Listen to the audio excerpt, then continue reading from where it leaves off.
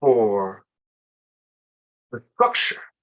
The structure is so powerful, it doesn't have to look at why it needs to cut that open, why it needs to extinguish that body, why that the function of the Black body is to either give service or die. Wow, thank you. I have a question here from inside the caterpillar that doesn't want its job. I don't want to become a butterfly. Gosh darn it. I'm not going to do it. And you can't make me. And yet we find ourselves at times, we have outlived something, whether it's a structure or a set of ideas or the framework that, and even hearing a conversation like this or coming to an event like the Black Man Tour, or whatever we're coming with in our inner life that's happening, where we're clearly in a transition, but we don't feel we have the inner resource to move to that next. I mean, Bayo, you talked about it as generative and generous, and I thought maybe, and then, but it could also be an inner crisis that doesn't feel that way. It doesn't feel generative and generous. In fact, I don't know if I've got it to make it through. And I'm wondering if you can talk to that person who's in that space with whatever breakthrough they're in the breakdown part. Can I step in for a second, brothers? Just for a second. That idea of having, first off, of looking for a breakthrough is actually anti-creation. Like what we're talking. When we're talking about the Blackness, we're talking about the caterpillar and resisting. What we're talking about that is part of creation. That's not an inconvenience to creation. That is literally part of creation. We have been structured so that when that happens, we look for a way out. We look for that should not be happening to me. I should, if I'm going to come to a place where Black men are talking about these pieces, I want to be in a place where I can handle it. You don't fucking get that.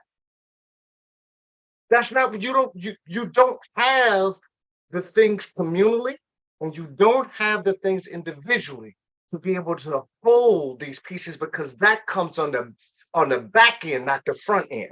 The pieces that you need in order to be able to actually contend with some of these pieces, you will not, because the constructs don't allow for you to have those pieces. So what I say to people is, this is why we say the pieces around nibbling, around container, around communal, because you will, if you are really about this life of becoming a transformation and understanding race and understanding trauma, understanding the monstrous, if that's really what you're about, there is no safety net.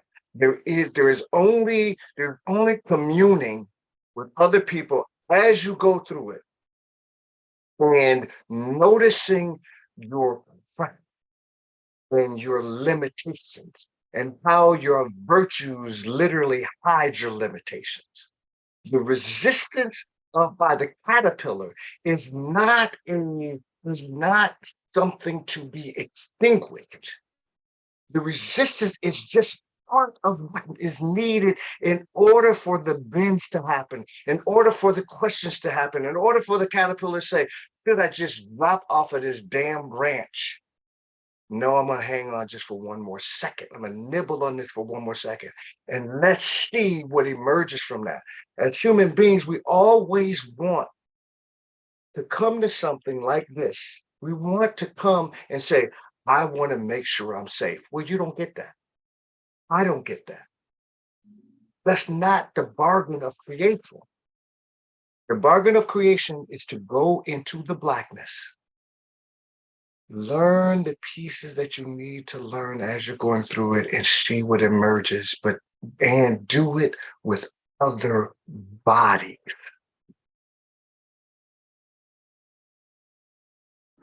It might come through truthful for some to say, I don't know how, but it is at that point one must relinquish the authority that you carry in the world, and to presume that you don't know and you still want the authority to carry weapons, to carry whatever, it's where, you know, we're calling the society into a question of what is just. There are times when we come to this place, and it's a place of humility to say, you know, I've outgrown the capacity to manage the positions of authority that I was given. And it's time to relinquish it with common sense, asking who could be in service now. The society must alternate leadership. When elders mature the capacity to carry, then we let them move into the position. But to want power without allowing the monstrous to guide you is dangerous for the person themselves and for the society that leadership then expresses itself. So part of we can look at the individual, but part of our work is to look at the society at large and say there are people who have been showing their talents and there's no occupation for it.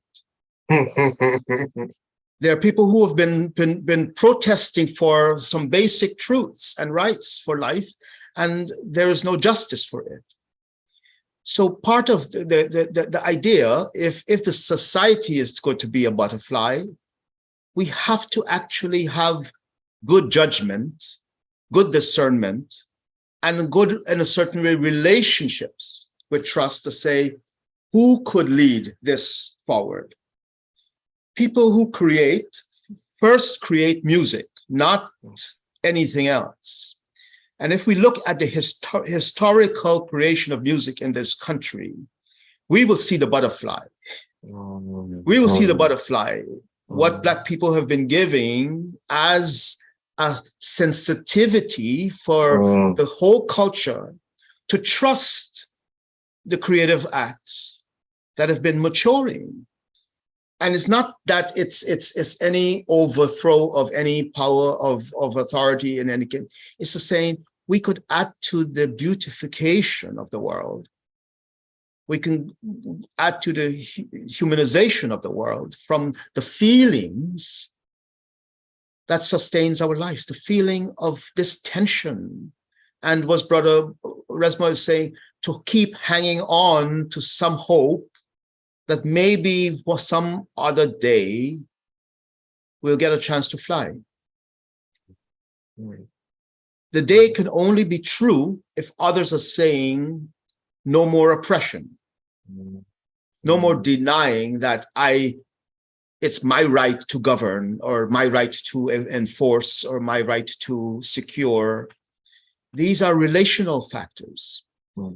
And the butterfly as an analogy to the collective soul of a group of people, we all know that we can help each other be better. We know that. So why aren't we doing it? Why aren't we saying, I need you to be able to be myself? This is a critical step in the tension between the chrysalis and the butterfly. Yes, the tension.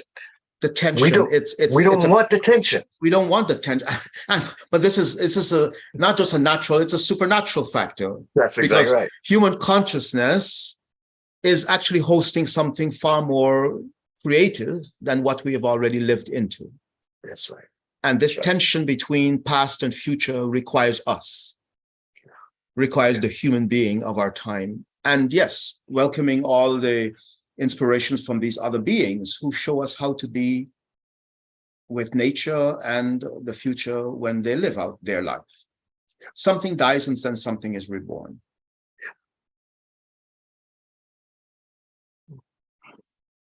Thank you, brothers. I want to come at this way. Of course, drawing from the strands of our conversation and using that beautiful figure of the disappearing caterpillar, if you will. And I think there is a term for the unproductive non-instrumental goop or soup called imaginal cells, right? And I think our problem, or rather, we fall into this habit of beginning analysis with the individual. And so it gets really sticky. We start with the individual and the individual's salvation and the individual's experience. The prime mover, if you will, is the individual. The fetish of modern civilization is the individual. The fetish of white modernity is the individual, the dissociated self, right? So the self that has been cut off from ritual, from movement, right? The movement that precedes the I that moves is not part of the analysis. But once we start to bring that into the equation, then you can understand how resistance is part of the material for novelty, right? You can start to understand how even our attempts to push it back is just exactly what the new condition needs to thrive, right? Because it's not the individual acting, it's an assemblage acting, right? It's an ecology that is acting. It's a field, it's a territory that is breathing together with that situation. So I often tell the story of the trickster that traveled with the slaves. Brother Orland knows this one well. Brother Resmaa knows this one well as well. You know, the Yoruba trickster god, Eshu. And I think, Tami, we've spoken about this some other time, travels with the slaves across the Atlantic in the slave ship, right? This is one of the stories we tell in Yoruba land, in Nigeria, in West Africa, that even capture, even that colonial vessel of capture had a stowaway reality, had a sneaky, unaccounted for figure that was domiciled and hiding in it. That oppression is never complete and all by itself. Yes. Right. It's never fully total. You could come with your boots and with your flags and with your anthems and with your colonial surveillance technologies and stamp your presence. But even in that, you're creating the very conditions for your upset. You're creating the very conditions for your own demise. Right? So there's no totalizing form of containment that is not already inhabited by the trickster. That's it. When we're living in times of leaders and heroes and all of that, but this is what these are the themes I'm diffractively composing from listening to my brothers here, that it seems that beyond the leader, beyond the seminal figure who has all answers, there's a different need in this time. There's a different need. There's a shift of the gaze, a power shift, so to speak. And this is the moment for the trickster to come in and upset those binaries and create something different. Yeah. Beautifully said. Thank you. Beautiful, brother. Beautiful. Beautiful. Beautiful. This conversation will be happening in quite a bit more depth, 2 days in Los Angeles, June 24th and 25th. That's the beginning of the 3 Black Men journey. You can join on the 24th for a Black Men's gathering from 10 to 5. And then on the 25th from 10 to 5, it's open to everyone. And the event on the 25th will also be being live streamed. You can learn more at 3blackmen.com. And to hear a little bit more, tell me why you decided to structure it this way, with 1 day for Black men and 1 day for the general public. And if you will, what this prophetic assemblage, the hope might be, if that's a reasonable thing to put out for each of these days.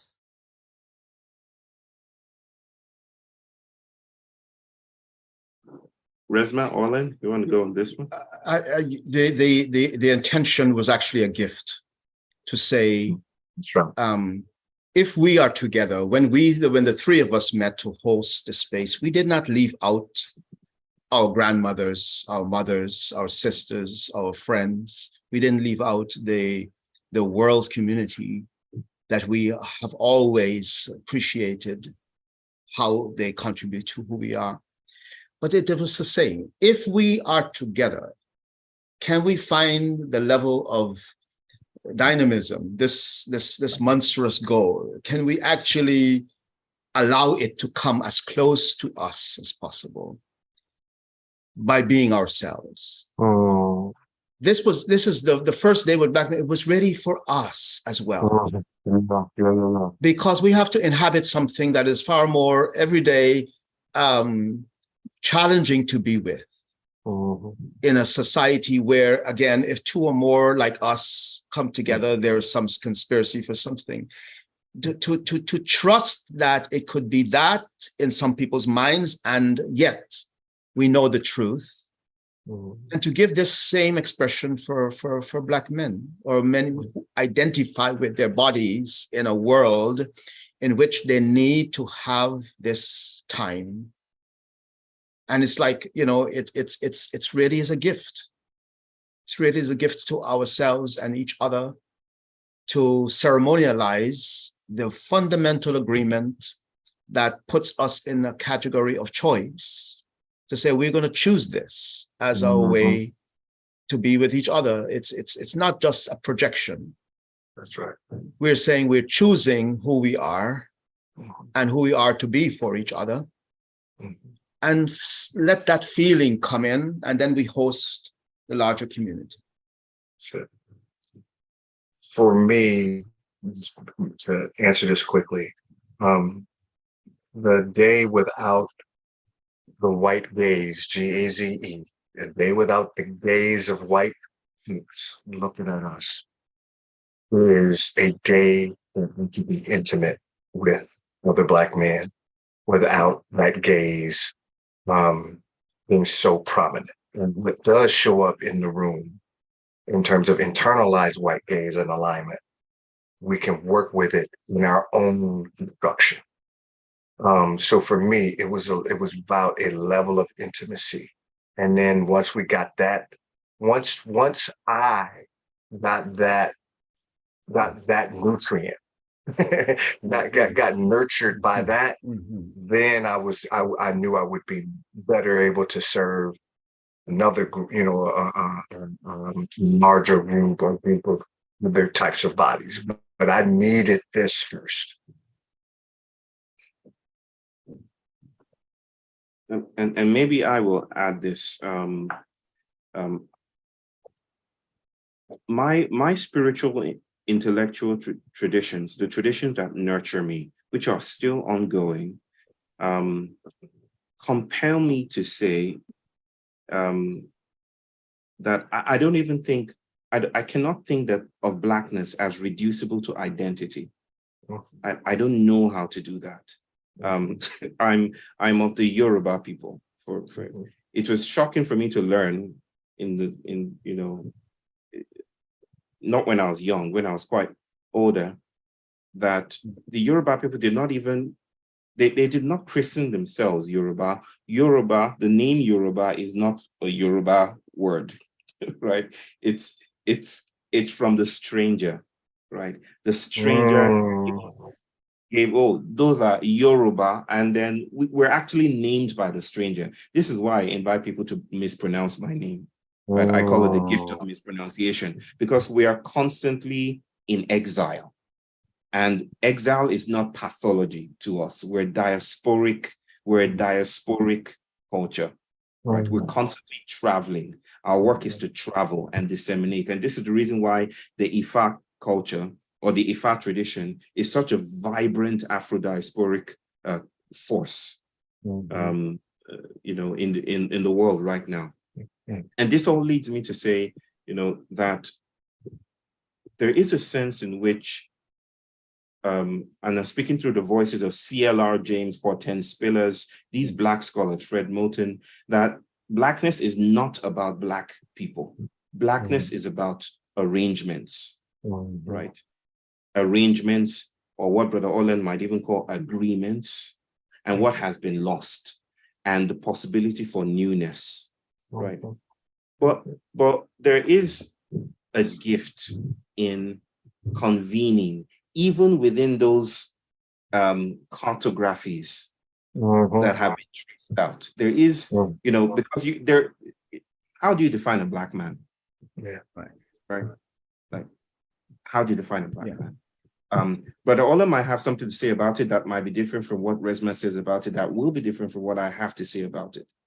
If we're going by visuality alone, I'm the blackest of the three. I mean, I'm pretty black. I'm blackety black. But these definitions and identities are roaming and migrant just as well, right? So there isn't some pure concepts to arrive at, right? But that doesn't mean that we cannot convene around those. Yes. Around those, even those scratched in the ground definitions that might shift. Right. And I have to say as well that, how I language whiteness, for instance, is not reducible to white bodies as well. I don't reduce whiteness, because I think whiteness is an arrangement. It's a posture, right?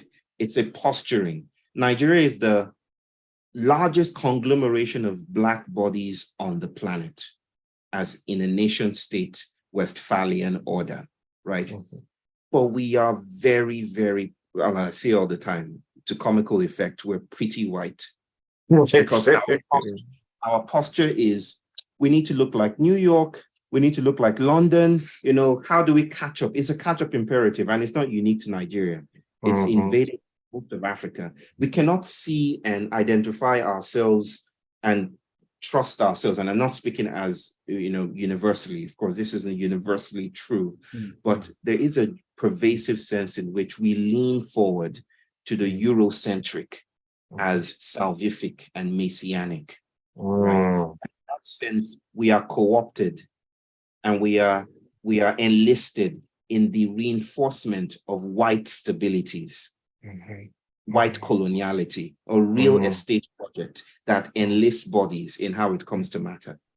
So the white gaze, to me, is the gaze of the familiar, is the gaze of the neurotypical, is the gaze of the neurotypical, is the violence of visuality that insists that this is how a body is. When bodies are tentacular and masquerade-like and doing more things than visuality can notice, bodies are diasporic. My name is traveling far beyond your lips can articulate. So mispronounce away, but my name has traveled beyond the moment, right? So I don't want to say, reduce it to reason, but we're staying with that moment when we convene Black men, however troubling already troubling it is, stay with that moment. When we convene Black men, we're staying with possibility. We're staying even with, and we're imploding definitions, right?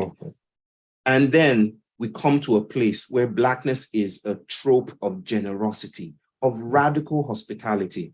And we're saying, everyone come, because you need to be here, right? Because whiteness isn't working for you as well, because you're on top of this pyramid, and when you're on top of a pyramid, it's very lonely. There isn't space to move around, but there's space here in the cracks.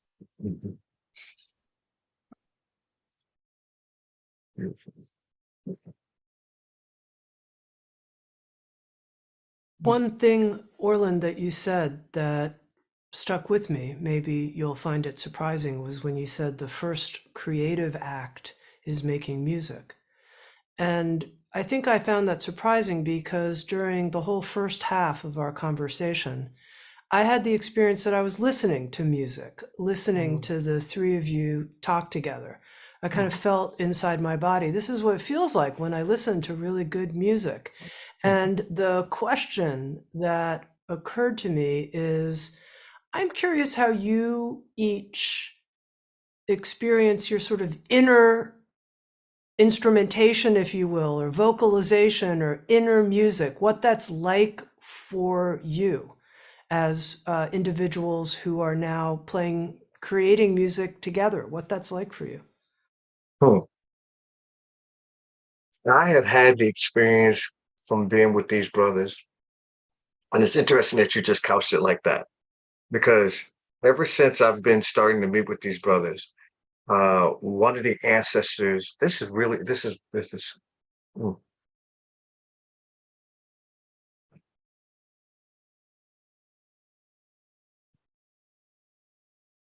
of the ancestors images that keeps popping up for me is Miles Davis. He keeps popping up and it's just a quick image of him on stage with the trumpet down.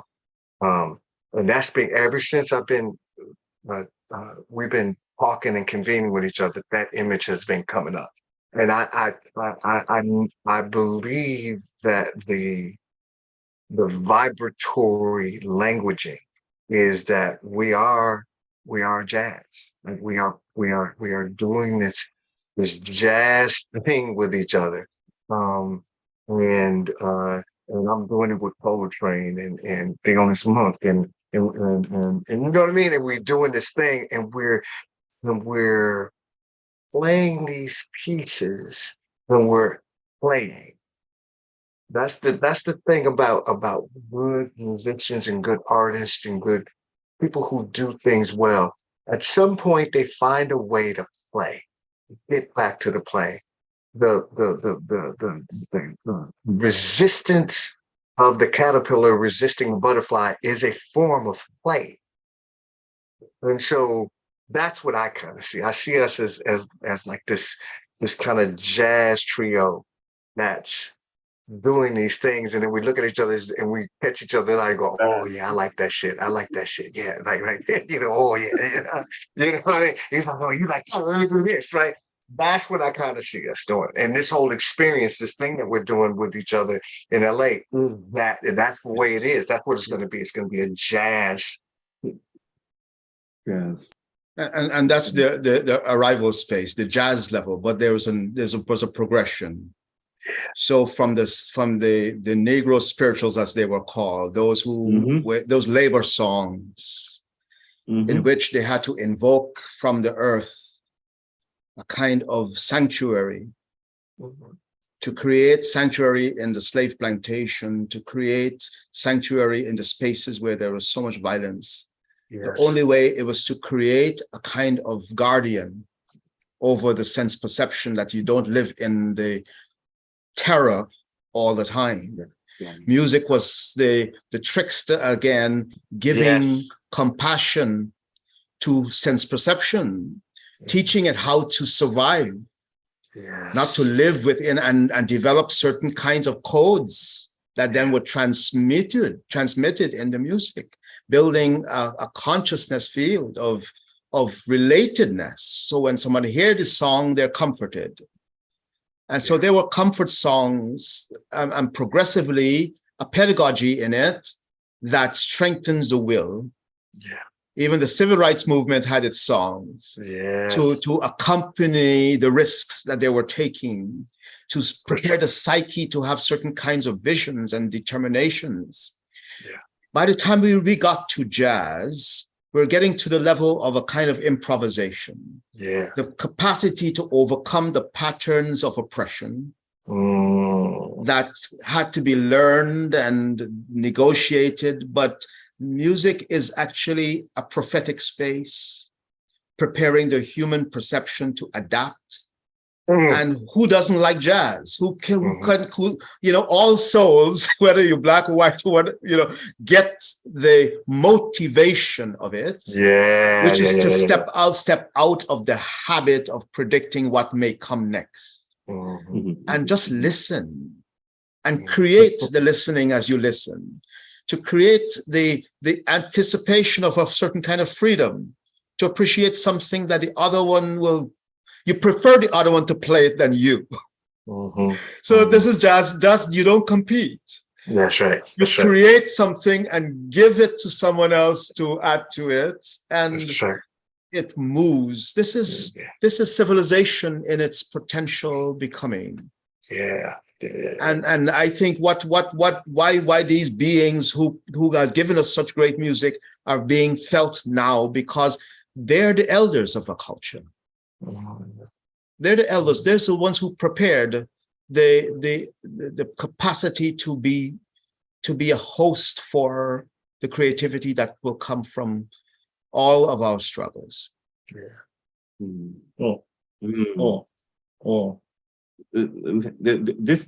one overwhelms me, because I don't know how to. Every time I write, I write with music. I think with music, so that it's become impossible for me to think of myself as an author, right? Like as a separate I that composes words. That's a very neurotypical assemblage.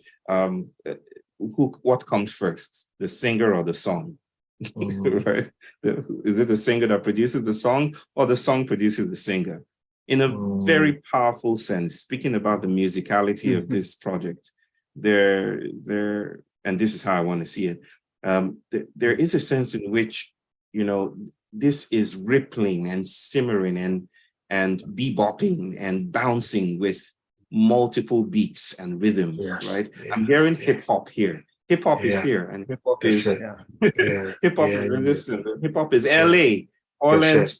We went around to the origins of hip hop, to spots, and we're marking territories, and we're tracing out histories. That's hip hop, and hip hop. I think everyone knows the history of that.